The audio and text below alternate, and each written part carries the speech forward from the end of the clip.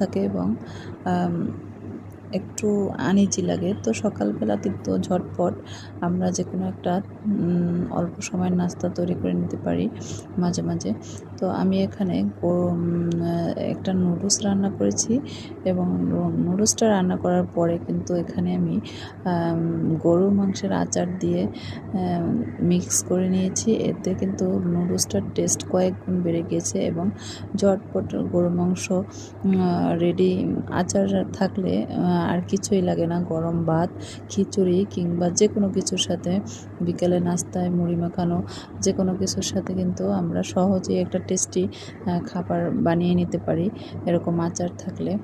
তো যে কেউ এভাবে গরুর মাংসের আচার দিয়ে আপনার সাধারণ নাস্তা বা খাবারটাকে কিন্তু অসাধারণ করে তুলতে পারেন। সবাই আমার পেজে সাবস্ক্রাইব করে লাইক দিয়ে পাশে